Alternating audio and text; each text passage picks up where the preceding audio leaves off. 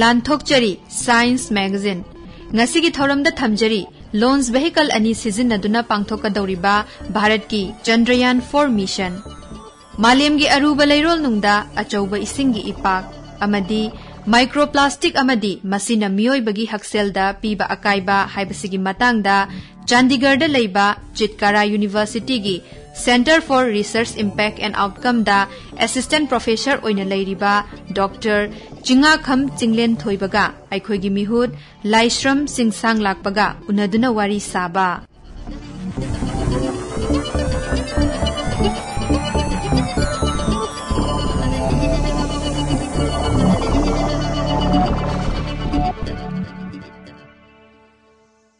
Launch vehicle ani sijinnaduna pangthokkadauriba Bharat ki Chandrayaan 4 mission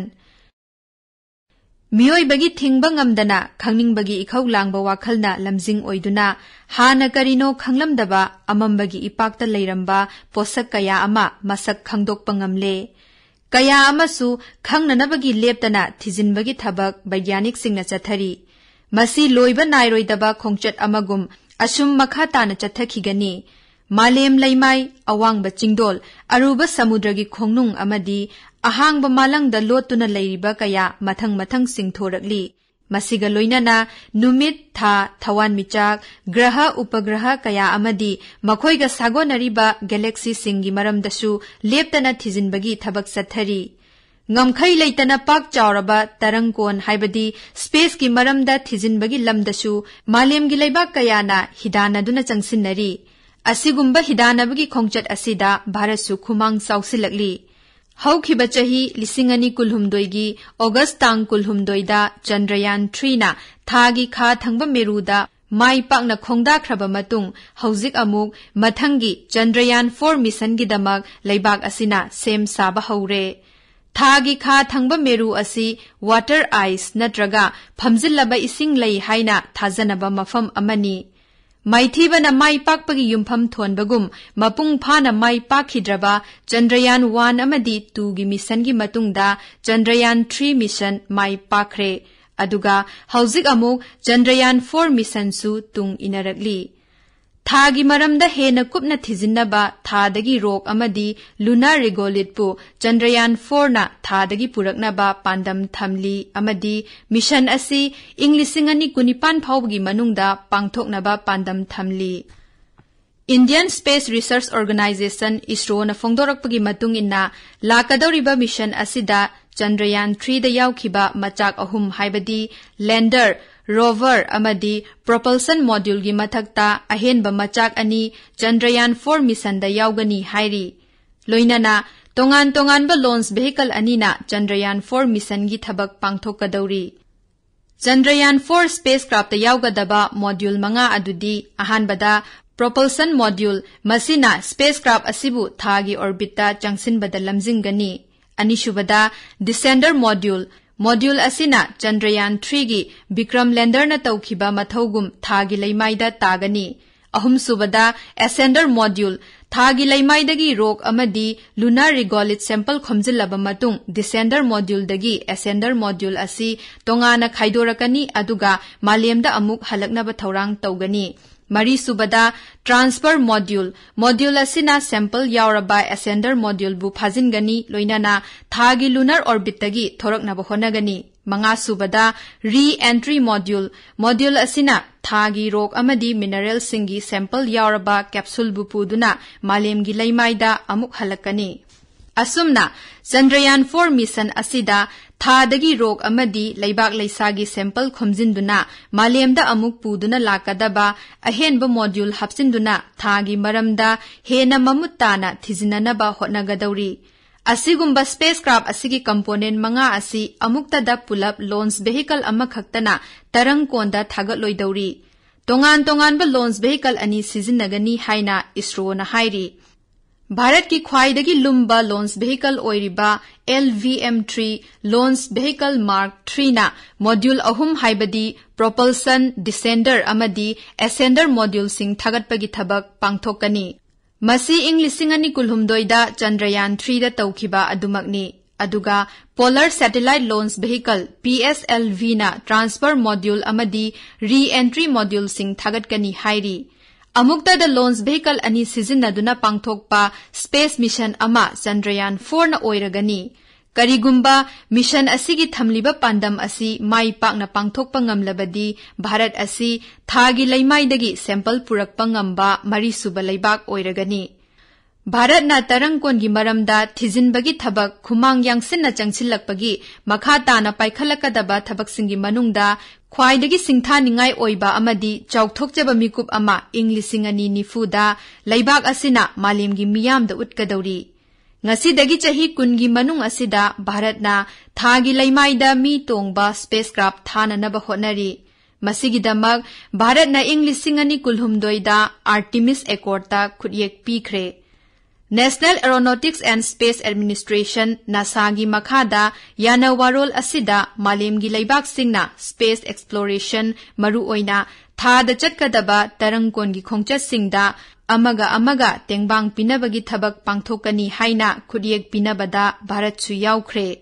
Hauzik leibak asigi oina mangda taduna leiriba Gaganyaan mission asigi matungda inglisingani kunipanda thagi maikai pangadauriba Chandrayaan 4 su mai paknaba kanna hotnari.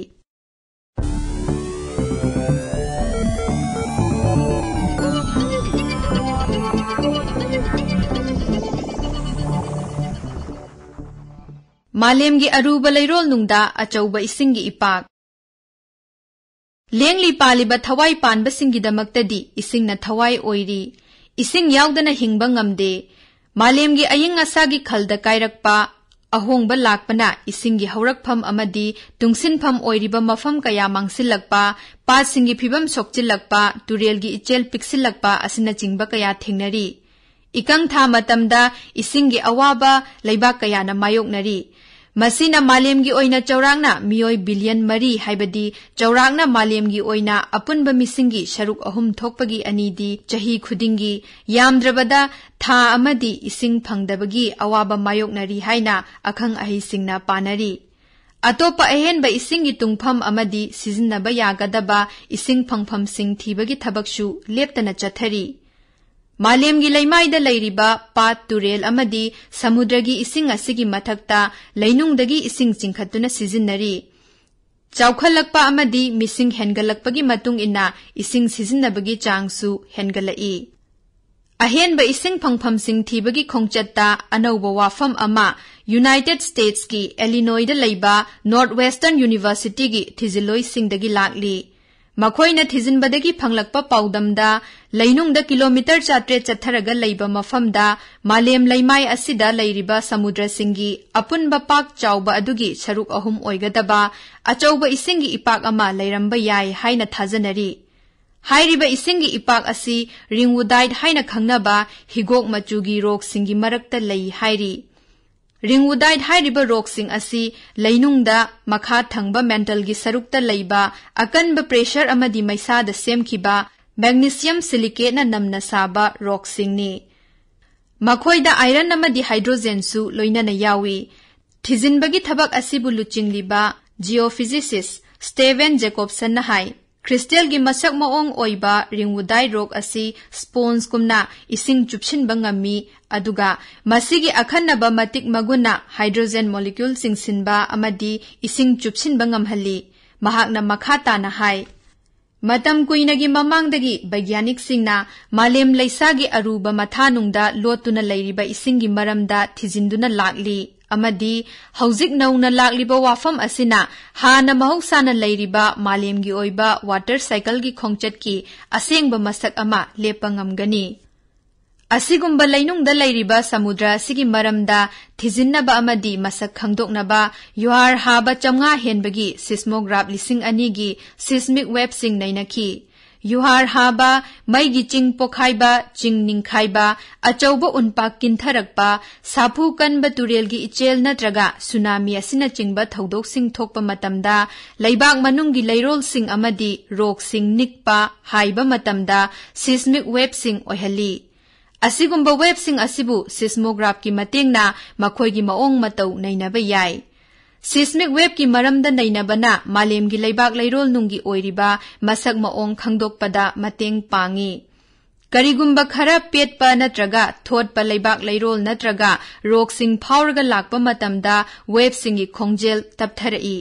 Thiziloi kangbu asina hauzik thazaribasi leibak leirol gi ani shuba marol oiriba mental gi loisilakpa saruk korga tainaba mental transition zone gi mafam leinungda chaurakna kilometer samri tara dagi chatruk humpu luthaba mafamda achauba eshing gi reservoir ama lei haibasini. Makhatana laboratory da akanba pressure amadi numerical modeling sijinnaduna primary amadi secondary seismic wave singi maramdashu nainakhi. Seismic wave ki maong matau nainabana Malem gi leirolnunggi oiriba masang maong khangdokpada mateng pangi. Masidagi fanglakpa data sing nainaraba matungda United States ki Illinois da leiba Northwestern University gi thiziloi singna Malem gi leirolnunggi mental transition zone haina khangnaba mafam asida ising gi molecule sing marang kaina tungsinduna leire haiba wafam si fongdorakpani.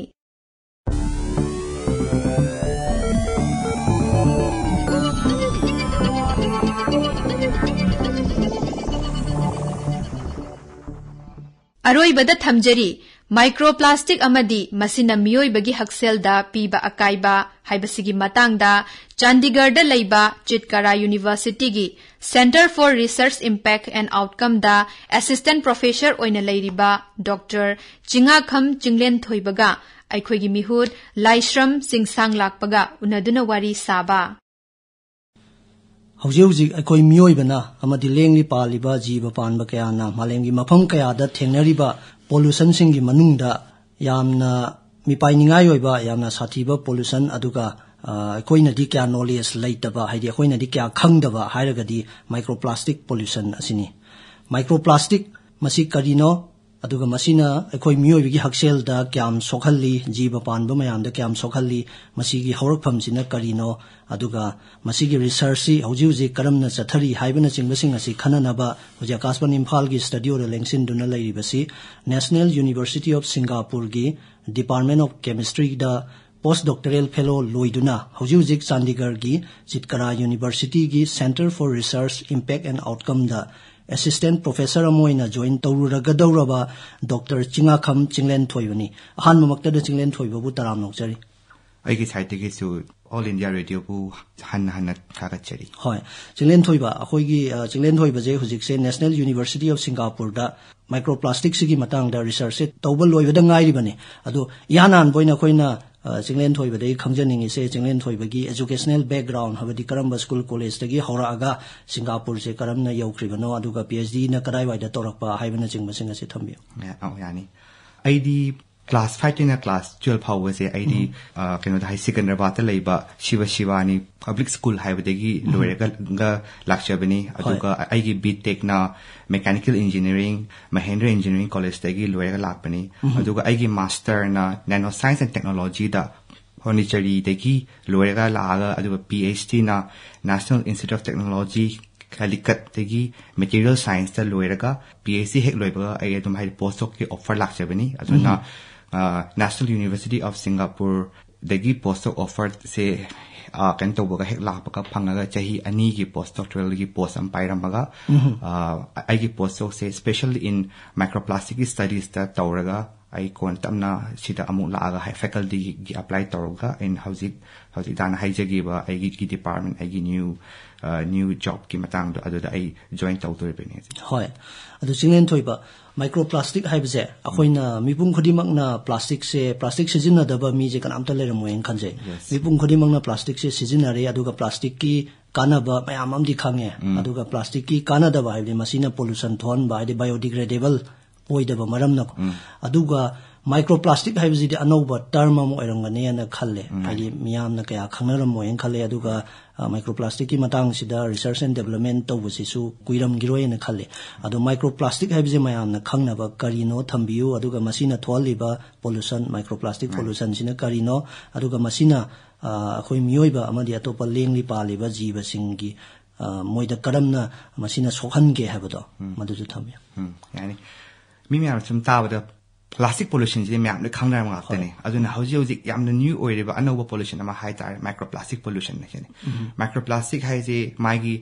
definition ki term gi matung ina di any plastic particle magi size 5 millimeter degi hena picthabo oi tar ga moje microplastic hai akhoina kawe adu generally microplastics akhoina ani thokna hai broadly divide the way primary microplastic hamne adigi amana secondary microplastic hamne aduga hauji hai primary microplastic city high ma saba horka degi hauna haidi magi size kaiguma 5 millimeter degi oin oi targadi ma je akoina primary microplastic haiga su kawe adu like for example hai targa hai akoina cosmetic te yauriba adegi akoina kaino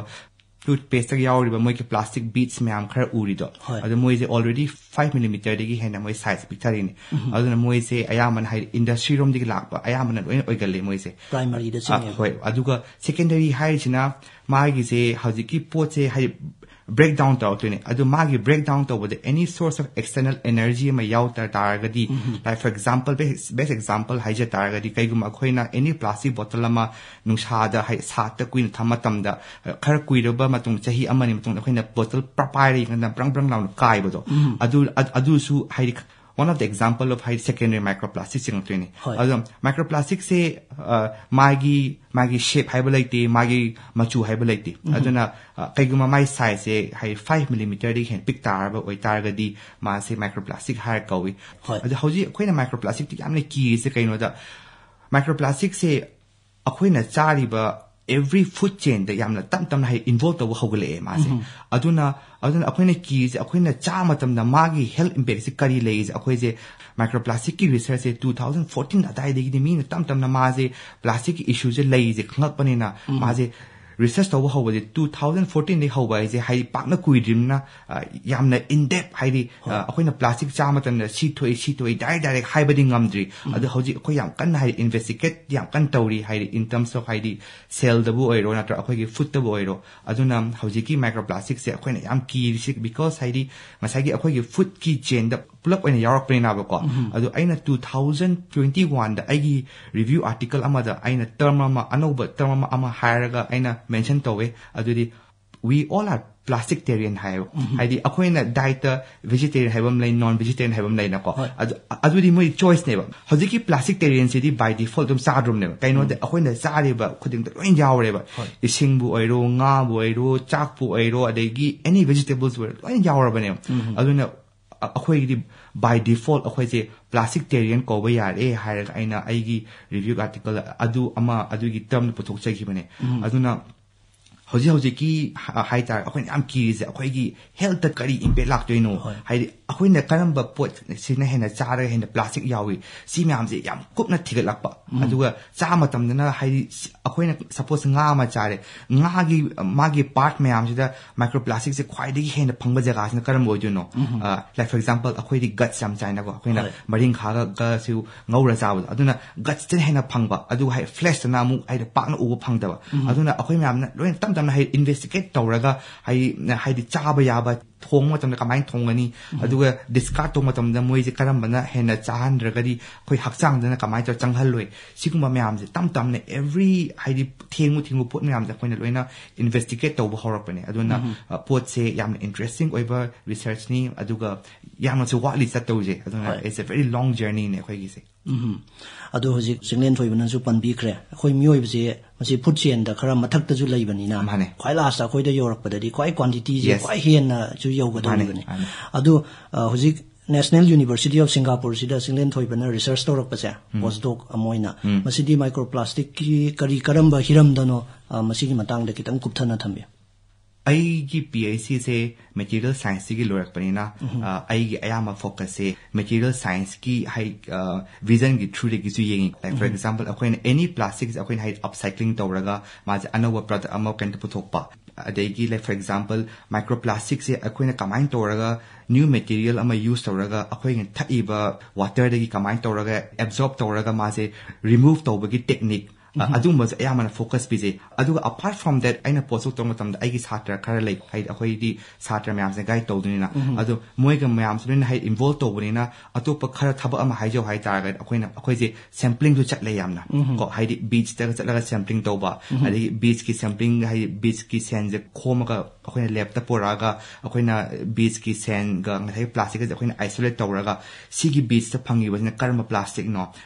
ꯃꯣꯏꯁꯤꯅ ꯀꯔꯝꯕ type of ꯄ꯭ꯂꯥꯁꯇꯤꯛꯀꯤ ꯃꯅꯨꯡꯗ ꯆꯜꯂꯤ ꯃꯣꯏꯅ ꯁꯦꯞꯁꯦ ꯀꯌꯥꯃꯨꯛ ꯑꯣꯏ ꯑꯗꯩ ꯃꯥꯒꯤꯁꯤ ꯁꯤꯒꯤ ꯄ꯭ꯂꯥꯁꯇꯤꯛꯁꯦ ꯌꯥꯝꯅ ꯀꯨꯏꯅ ꯇꯥꯔꯕ ꯌꯥꯝꯅ ꯀꯨꯏꯅ ꯇꯥꯗ꯭ꯔꯤꯕ ꯑꯅꯧꯕꯔꯥ ꯁꯤꯒꯤ ꯁ꯭ꯇꯥꯏꯜ ꯑꯃ ꯇꯧꯕ ꯑꯃ ꯑꯗꯒꯤ ꯑꯇꯣꯞꯄ ꯒ꯭ꯔꯨꯞ ꯑꯃꯒ ꯑꯩꯅ ꯄꯨꯜꯂꯒ ꯇꯧꯕ ꯑꯃꯅ ꯂꯥꯏꯛ ꯐꯣꯔ ꯑꯦꯛꯖꯥꯝꯄꯜ ꯑꯩꯈꯣꯏ ꯁꯤꯅ ꯑꯃꯨꯛ ꯕꯥꯏꯑꯣꯂꯣꯖꯤꯀꯦꯜ ꯁꯥꯏꯠꯇ ꯑꯃꯨꯛ ꯆꯪꯈꯤꯗꯣꯔꯦ ꯍꯥꯏꯗꯤ ꯂꯥꯏꯛ ꯐꯣꯔ ꯑꯦꯛꯖꯥꯝꯄꯜ ꯑꯩꯈꯣꯏꯅ ꯀ꯭ꯂꯥꯝꯁꯀꯨꯝꯕ ꯆꯥꯕ ꯑꯗꯒꯤ ꯍꯥꯏꯗꯤ ꯑꯣꯏꯁꯇꯔꯒꯨꯝꯕ ꯆꯥꯕꯁꯦ ꯍꯥꯏꯗꯤ ꯑꯩꯈꯣꯏꯅ ꯊꯑꯣꯏꯅ ꯈꯜꯂꯤꯕ ꯄꯣꯠꯁꯦ ꯀꯩ ꯍꯥꯏꯇꯥꯔꯦ ꯍꯥꯏꯗꯤ ꯀꯩꯝꯇ ꯁꯦꯝꯗꯣꯛꯇꯕꯤꯗ ꯗꯥꯏꯔꯦꯛ ꯑꯗꯨꯝ ꯉꯧꯔ ꯆꯥꯕ ꯂꯥꯏꯛ ꯐꯣꯔ ꯑꯦꯛꯖꯥꯝꯄꯜ ꯍꯥꯏꯗꯤ ꯑꯣꯏꯁꯇꯔ ꯍꯥꯏꯔꯣ ꯑꯣꯏꯁꯇꯔ ꯍꯥꯏꯁꯦ ꯑꯩꯈꯣꯏꯅ ꯑꯃꯨꯛ ꯀꯛꯇꯅ ꯈꯣꯠꯇꯅ ꯃꯥꯒꯤ ꯒꯤꯜꯒ ꯑꯩꯈꯣꯏꯅ ꯀꯩꯅꯣ ꯈꯪꯗꯕꯅꯤꯅ ꯄꯨꯂꯞ ꯍꯥꯏꯗꯤ ꯍꯣꯜ ꯃꯄꯨꯝ ꯑꯣꯏꯅ ꯊꯣꯡꯉ ꯆꯥꯕ ꯀꯥꯡꯕꯨꯁꯦ ꯁꯤ ꯃꯌꯥꯝꯁꯦ ꯑꯩꯈꯣꯏꯅ ꯈꯔꯒꯁꯦ ꯈꯪꯒꯠꯂꯒ ꯑꯗꯨꯝꯕꯁꯦ ꯁꯦꯝꯄ꯭ꯂꯤꯡ ꯇꯧꯗꯣꯏꯅꯦꯕ ꯍꯥꯏꯗꯤ ꯃꯣꯏꯁꯦ ꯀꯃꯥꯏꯅ ꯇꯧꯔꯒ ꯗꯥꯏꯖꯦꯁ ꯇꯧꯍꯜꯂꯒ ꯉꯁꯥꯏ ꯄ꯭ꯂꯥꯁꯇꯤꯛꯁꯤꯗꯤ ꯗꯥꯏꯖꯦꯁ ꯇꯧꯕ ꯌꯥꯗꯕ ꯄꯣꯠ ꯑꯃꯅꯤꯅ ꯍꯥꯏꯗꯤ ꯗꯥꯏꯖꯦꯁꯁꯤꯗꯤ ꯉꯁꯥꯏ ꯀ꯭ꯂꯥꯝꯒꯤ ꯃꯥꯒꯤ ꯃꯁꯜ ꯇꯤꯁꯨ ꯃꯌꯥꯝꯁꯦ ꯂꯣꯏꯅ ꯗꯥꯏꯖꯦꯁ ꯇꯧꯈꯤꯗꯣꯏꯅꯦꯕ ꯑꯩꯈꯣꯏꯅ ꯃꯍꯤ ꯑꯃꯗ ꯊꯤꯠꯂꯒ ꯀꯩꯅꯣ ꯇꯧꯔꯒ ꯌꯦꯡꯉꯒ ꯑꯗꯨꯒ ꯉꯁꯥꯏ ꯄ꯭ꯂꯥꯁꯇꯤꯛꯁꯤꯗꯤ ꯗꯥꯏꯖꯦꯁ ꯇꯧꯕ ꯌꯥꯗꯕ ꯄꯣꯠꯅꯤ나 ꯑꯗꯨꯒ ꯃꯥꯒꯤ ꯗꯦꯟꯁꯤꯇꯤꯁꯨ ꯑꯩꯈꯣꯏꯅ ꯉꯁꯥꯏ ꯁꯦꯄꯔꯦꯠ ꯇꯧꯗꯣꯏꯅꯦꯕ ꯑꯌꯥꯝꯕꯅ ꯄ꯭ꯂꯥꯁꯇꯤꯛꯀꯤ ꯗꯦꯟꯁꯤꯇꯤꯁꯦ ꯋꯥꯇꯔꯗꯒꯤ ꯍꯦꯟꯅ ꯅꯦꯝꯕꯅꯤꯅ ꯃꯣꯏꯁꯦ ꯇꯥꯎꯔ ꯂꯩꯗꯣꯏꯅꯦꯕꯀꯣ ꯑꯗꯨꯅ ꯑꯩꯈꯣꯏꯅ ꯕꯤꯠꯅ ꯎꯕꯗꯤ ꯎꯗꯕ ꯀꯩꯅꯣꯗ ꯃꯣꯏꯁꯦ ꯏꯟ ꯇꯔꯝꯁ ꯑꯣꯐ ꯃꯥꯏꯀ꯭ꯔꯣꯟ ꯑꯗꯨꯒ ꯁꯕ ꯃꯥꯏꯀ꯭ꯔꯣꯟꯗ ꯆꯪꯈ꯭ꯔꯕꯅꯤꯅ ꯑꯩꯈꯣꯏꯅ ꯃꯤꯠꯅꯁꯨ ꯎꯕꯗꯤ ꯐꯪꯗꯕ ꯑꯗꯨꯅ ꯀꯃꯥꯏꯅ ꯇꯧꯅ ꯑꯩꯈꯣꯏꯅ ꯁꯦꯝꯄꯂꯤꯡꯁꯤ ꯌꯥꯝꯅ ꯁ꯭ꯃꯥꯔꯠ ꯋꯦꯗ ꯀꯩꯅꯣ ꯍꯥꯏꯗꯤ ꯁꯦꯝꯄꯂꯤꯡ ꯇꯧꯔꯒ ꯉꯁꯥꯏꯒꯤ ꯑꯩꯈꯣꯏꯅ ꯑꯦꯅꯤ ꯑꯣꯐ ꯗꯤ ꯀꯩꯅꯣ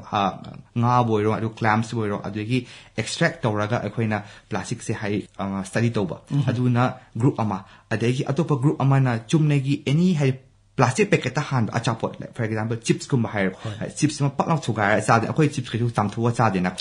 ꯑꯗꯨꯒꯨꯝꯕꯒꯤ ꯐꯨꯗꯁꯦ ꯑꯩꯈꯣꯏꯅ ꯈꯪꯒꯠꯂꯒ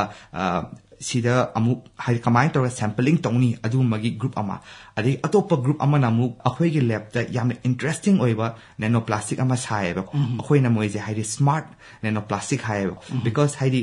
ꯍꯧꯖꯤꯛꯀꯤ ꯄ꯭ꯂꯥꯁꯇꯤꯛꯁꯦ ꯑꯩꯈꯣꯏꯅ ꯇ꯭ꯔꯦꯛ ꯇꯧꯕ ꯌꯥꯏꯌꯦꯕ ꯁꯄꯣꯁ ꯑꯩꯈꯣꯏꯅ ꯊꯑꯣꯏꯒꯤ ꯐꯤꯗꯤꯡ ꯇꯧꯔꯕ ꯍꯥꯏꯗꯤ ꯅꯨꯡꯇꯤꯒꯤ ꯍꯥꯏꯗꯤ ꯍꯧꯖꯤꯛꯀꯤ ꯄ꯭ꯂꯥꯁꯇꯤꯛ ꯗꯣꯁꯁꯦ ꯑꯩꯈꯣꯏꯅ 50 ppm ꯀꯣꯟꯁꯦꯟꯇ꯭ꯔꯦꯁꯟꯅ ꯈꯔ ꯇꯞꯅ ꯍꯥꯏꯗꯤ ꯐꯤꯠ ꯇꯧꯕ ꯑꯗꯨꯒ ꯉꯥꯁꯤꯗꯤ ꯄ꯭ꯂꯥꯁꯇꯤꯛ ꯑꯗꯨꯝ ꯆꯥꯔꯤꯅꯦꯕꯀꯣ ꯑꯗꯨꯒ ꯆꯥꯔꯒ ꯅꯨꯃꯤꯠ ꯑꯃꯒꯤ ꯃꯇꯨꯡꯗꯅ ꯆꯥꯔꯒ ꯑꯩꯈꯣꯏꯅ ꯐꯤꯠ ꯇꯧꯕ ꯀꯣꯟꯁꯦꯟꯇ꯭ꯔꯦꯁꯟꯗꯣ ꯈꯪꯕꯅꯤꯅ ꯃꯥꯒꯤ ꯕꯣꯗꯤꯗꯅ ꯀꯌꯥꯝ ꯆꯪꯉꯤꯅꯣ ꯑꯗꯨꯒ ꯑꯇꯣꯞꯄ ꯁꯔꯥꯎꯟꯗꯤꯡꯗꯅ ꯀꯌꯥꯝ ꯂꯩꯔꯤꯁꯦ ꯑꯩꯈꯣꯏꯅ ꯑꯗꯨꯒꯤꯗꯣ ꯈꯪꯕꯅꯤꯅ ꯑꯗꯨꯒꯤ ꯑꯩꯈꯣꯏꯅ ꯃꯣꯏꯁꯦ ꯗꯥꯏꯁꯦꯛ ꯇꯧꯔꯒ ꯌꯦꯡꯀꯥꯟꯗꯅ ꯃꯥꯒꯤ ꯒꯠꯁꯇꯅ ꯍꯦꯟꯅ ꯂꯩꯔꯝꯕ ꯒꯤꯜꯁꯇ ꯈꯔ ꯄꯩꯔ ꯂꯩꯔꯝꯕ ꯑꯗꯨ ꯃꯌꯥꯝ ꯂꯣꯏꯅ ꯎꯕ ꯐꯪꯉꯦꯕ ꯈꯪꯕ꯭ꯔꯥ ꯑꯗꯨꯝꯕꯒꯤ ꯒ꯭ꯔꯨꯞ ꯃꯌꯥꯝ ꯑꯗꯨꯅ ꯍꯧꯖꯤꯛꯀꯤ ꯑꯩꯅ ꯄꯣꯁꯠ ꯇꯧꯕ ꯃꯇꯝꯗ ꯃꯥꯏꯀ꯭ꯔꯣꯄ꯭ꯂꯥꯁꯇꯤꯛꯀꯤ ꯒ꯭ꯔꯨꯞ ꯃꯌꯥꯝ ꯃꯆꯥ ꯃꯌꯥꯝ ꯂꯩꯔꯤꯕ ꯑꯗꯨ ꯃꯌꯥꯝ ꯑꯩꯅ ꯂꯣꯏꯅ ꯍꯥꯏꯗꯤ ꯒ꯭ꯔꯨꯞ ꯈꯨꯗꯤꯡꯃꯛꯇ ꯑꯩꯅ ꯂꯣꯏꯅ ꯆꯠꯂꯒ ꯑꯩꯅ ꯂꯣꯏꯅ ꯍꯥꯏꯗꯤ ꯇꯆ ꯇꯧꯕ ꯑꯗꯣ ꯕꯠ ꯑꯩꯒꯤ ꯃꯦꯟ ꯑꯣꯏꯕ ꯄꯣꯠꯇꯤ ꯍꯥꯏꯇꯥꯔꯦ ꯑꯩꯗꯤ ꯃꯦꯇꯤꯔꯤꯌꯦꯜ ꯁꯥꯏꯟꯁꯀꯤ ꯕꯦꯛꯒ꯭ꯔꯥꯎꯟꯗꯒꯤ ꯂꯥꯛꯄꯅꯤꯅ ꯅ꯭ꯌꯨ ꯃꯦꯇꯤꯔꯤꯌꯦꯜ ꯑꯃ ꯁꯥꯔꯒ ꯑꯗꯨꯒ ꯃꯦꯇꯤꯔꯤꯌꯦꯜ ꯈꯔꯁꯦ ꯑꯩꯅ ꯍꯥꯏꯗꯤ ꯐꯪꯁꯅꯦꯂꯥꯏꯁꯀꯨꯝꯕ ꯇꯧꯔꯒ ꯉꯁꯥꯏ ꯄ꯭ꯂꯥꯁꯇꯤꯛꯁꯦ ꯀꯃꯥꯏꯅ ꯇꯧꯔꯗꯅ ꯍꯥꯏꯗꯤ ꯅꯨꯡꯁꯤꯠꯇꯒꯤ ꯔꯤꯃꯨꯚꯦꯜ ꯇꯦꯛꯅꯤꯛ ꯇꯧꯕ ꯑꯗꯒꯤ ꯋꯥꯇꯔꯗꯒꯤ ꯆꯤꯡꯊꯣꯛꯄ ꯑꯗꯨꯒꯨꯝꯕꯒꯤ ꯃꯦꯇꯤꯔꯤꯌꯦꯜꯗꯁꯨ ꯐꯣꯀꯁ ꯇꯧꯋꯦ ꯑꯗꯨꯅ ꯍꯥꯏꯗꯤ ꯏꯟ ꯁꯣꯔꯠ ꯍꯥꯏꯇꯥꯔꯒꯗꯤ ꯑꯌꯥꯝꯕ ꯐꯤꯜ ꯑꯣꯐ ꯃꯥꯏꯀ꯭ꯔꯣꯄ꯭ꯂꯥꯁꯇꯤꯛ ꯁ꯭ꯇꯗꯤꯁꯇ ꯂꯣꯏꯅ ꯇꯆ ꯇꯧꯔꯝꯃꯦ ꯑꯩꯅ ꯆꯍꯤ ꯑꯅꯤ ꯇꯧꯕ ꯃꯇꯝꯗ ꯑꯗꯨꯒ ꯑꯩꯈꯣꯏ ꯏꯔꯝꯗꯝ ꯃꯅꯤꯄꯨꯔꯒꯤ ꯃꯤꯑꯣꯏꯁꯤꯡ ꯑꯁꯦ ꯃꯤꯄꯨꯝ ꯈꯨꯗꯤꯡꯃꯛꯁꯦ ꯉꯥꯁꯦ ꯌꯥꯝꯅ ꯍꯥꯎꯅ ꯆꯥꯅꯕ ꯍꯥꯏꯗꯤ ꯃꯩꯍꯧꯔꯣꯟ ꯃꯇꯝꯗꯒꯤ ꯍꯧꯅ ꯉꯥꯁꯦ ꯌꯥꯝ ꯍꯥꯎꯅ ꯆꯥꯅꯔꯛꯑꯦ ꯑꯗꯣ ꯃꯔꯨꯑꯣꯏꯅ ꯃꯥꯏꯀ꯭ꯔꯣꯄ꯭ꯂꯥꯁꯇꯤꯛꯁꯦ ꯍꯧꯖꯤꯛ ꯆꯤꯡꯂꯦꯟꯊꯣꯏꯕꯅ ꯄꯟꯕꯤꯈꯤꯕꯗ ꯉꯥꯗ ꯌꯥꯎꯕꯁꯦ ꯑꯅꯝꯕꯅ ꯃꯦꯔꯤꯟ ꯂꯥꯏꯐ ꯍꯥꯏꯕꯗꯤ ꯁꯃꯨꯗ꯭ꯔꯗ ꯐꯪꯕ ꯉꯥ ꯑꯣꯌꯁꯇꯔꯒꯨꯝꯕ ꯁꯤꯗ ꯑꯣꯏꯅ ꯌꯥꯎꯕ ꯑꯣꯏꯅ ꯁꯤꯒꯤ ꯃꯑꯣꯡꯗ ꯍꯥꯏꯕꯤꯔꯤꯁꯦ ꯃꯔꯨꯑꯣꯏꯅ ꯐ꯭ꯔꯦꯁ ꯋꯥꯇꯔꯗ ꯐꯪꯕ ꯉꯥ ꯍꯥꯏꯗꯤ ꯄꯨꯈ꯭ꯔꯤ ꯄꯥꯠ ꯇꯨꯔꯦꯜꯗ ꯐꯪꯕ ꯉꯥꯁꯦ ꯁꯤꯗꯗꯤ ꯀꯌꯥ ꯃꯥꯏꯀ꯭ꯔꯣꯄ꯭ꯂꯥꯁꯇꯤꯛꯁꯦ ꯌꯥꯎꯗꯕ꯭ꯔꯥ ꯍꯧꯖꯤꯛꯇꯤ ꯉꯥ ꯍꯥꯏꯕꯗ ꯌꯥꯎꯗꯕ ꯂꯩꯇ꯭ꯔꯦ ꯂꯣꯏꯅ ꯌꯥꯎꯔꯦ ꯑꯩ ꯑꯗꯨꯝ ꯍꯥꯏꯖꯒꯦꯕ ꯍꯧꯖꯤꯛꯀꯤ ꯍꯥꯟꯅ ꯀ꯭ꯋꯦꯁꯟ ꯆꯨꯝꯃꯦꯕ ꯍꯥꯏꯗꯤ ꯃꯦꯔꯤꯟꯗꯅ ꯍꯦꯟꯅ ꯄꯣꯂꯨꯁꯟꯁꯤ ꯍꯦꯟꯅ ꯌꯥꯝꯕꯅꯤꯅ ꯍꯥꯏꯗꯤ ꯁꯤ ꯐꯨꯗꯅ ꯍꯦꯟꯅ ꯌꯥꯝꯃꯝꯒꯗ꯭ꯔꯥ ꯍꯥꯏꯕ ꯂꯩꯇꯦꯕ ꯀꯩꯅꯣ ꯁꯤ ꯐꯨꯗꯇꯒꯤꯁꯨ ꯅꯠꯇꯦꯕ ꯆꯨꯝꯅꯒꯤ ꯄꯣꯟꯗ ꯑꯣꯏꯔꯣ ꯅꯠꯇ꯭ꯔꯒ ꯃꯣꯏꯒꯤ ꯐ꯭ꯔꯦꯁ ꯂꯦꯕꯔ ꯑꯣꯏꯔꯣ ꯀꯩꯒꯨꯝꯕ ꯃꯣꯏꯒꯤ ꯉꯁꯥꯏꯒꯤ ꯄ꯭ꯂꯥꯁꯇꯤꯛ ꯄꯥꯔꯇꯤꯀꯜ ꯃꯆꯥ ꯃꯌꯥꯝꯁꯨ ꯒ꯭ꯔꯥꯎꯟꯗ ꯆꯪꯈꯤꯗꯣꯏꯅꯤꯅ ꯉꯁꯥꯏꯒꯤ ꯃꯣꯏꯒꯤ ꯒ꯭ꯔꯥꯎꯟꯁꯤꯁꯨ ꯑꯣꯜꯔꯦꯗꯤ ꯍꯥꯏꯗꯤ ꯄꯣꯂꯨꯇꯦꯠ ꯑꯣꯏꯔꯕꯅꯤꯅ ꯕꯦꯡꯛ ꯑꯣꯐ ꯔꯤꯚꯔꯗꯒꯤ ꯂꯥꯛꯄ इसिंगदसु मोय तम तमना माइक्रोप्लास्टिक याव अदुम लाक्तोने अदुना सिदजी फ्रेश वाटर बु ओइरो अदुगा सी फूड बु ओइरो लोइना प्लास्टिक से याव दब लेतेबा अदुना हौजिकती माइक्रोप्लास्टिक लेतबा चंगदबा जगह से लेतरेबा nga ओइगेरा इसिंग ओइगेरा लोइना याव दब लेतरे होय हजि ममांगदा चिंगलेनथोइबना पनबिखिबदा मालेमगी ओइना माइक्रोप्लास्टिक की मतंग सिदा रिसर्च तौबा होबसे से मरुइना 2013 हाइदि हुजिक तै चै 13 की ममांग दैने होखिबसे अदु हुजि माइक्रोप्लास्टिक ता मसिगी मतंग दा रिसर्च तौबसे मसि मालेमगी ओइना करम फिबम दा लैरि मसिगी क्याम खुमांग चाउसिल्ले मसिगी फिबम जे करमना लैरि 2014 ayamana phoma moina phoma paper se yamna simple wena haidi moina any samudra amagi sand gi beach khara da haidi any plastic particles utaradi sisina microplastic yawe habi and moigi style of research se identification and quantification of microplastic to insert to never adu hojiti yamna advanced from the sanction hore ayamana haidi meeoibagi impact se oina laktoina because haidi akoina food chain ki diagram akoina khwaidi ki top most le mina ultimately akoi do laktoina ayamana cell biology rom do oina sanction hore eba ko aduna hoji mayam tawni se any of the biology side ki te oin tori je moina cells da microplastic natraga nanoplastic de tam induce tawba aduga moi gi cell activity se kaya moyam active oi aduga adu sisina kai gum active oi raga di akhoi gi human health so e haibe gi style da lakwi ne aduna ayamana moi gi biotechnology kangu gi mi su tam na microplastic rom de su sanction ba hore e aduga material science ki side gi su haidi combine tawdana anauba new material ama putho aga microplastic se haidi combine toraga remove the one technique haibegi mi su atopa myam adu way of thinking se myam tam na khan ba hore aduna microplastic haiba topic se yamna versatile over topic ne any of the yam jena research ta yam pamja mi yam heta songshal laga tawbada adum mai pa ka dabani haidi aisu mechanical degi satrani ado aina mechanical oijara targa su material room da kan to sanction jaraga hajigi microplastic room da changjibse adum aina sa malana any of the biology gi oibara natraga haidi moigi plant the bus study to kangu bu oira mo any mo yam interesting way targa di adamai chongsen ba tar matamda haidi plant to kangu na plant ki matang study to ba yai like for example root ta su microplastic myam pom maga leini adum moina microplastics na maram ojona plant se chauhandre aduga plant ki fruit se machine khara handa hale si ma amde samai loina haidi in depth research to ba yaiba aduga root sina water mineral chukpa matam sida microplastics kumba yaw targadi root tegi leaves tegi adigi fruit power mo microplastic je kyamu yamna transport to be sa si matang sai sai to ba yaiba adigi cell matang to kanguna mu haidi matai cell sira mu nanoplastic gumba microplastic gumba haidi induce to kanda cell activity se hangan bra haidi natra cell activity se kem infect like tabra si myam se sari tawragadi siguma style tam na loin sanction da hore aduna hojiki style se tang well advanced oi khale hanigi style just haidi thiraga si malai habe hota hojiki tam na kara advanced ocean ba hore tam na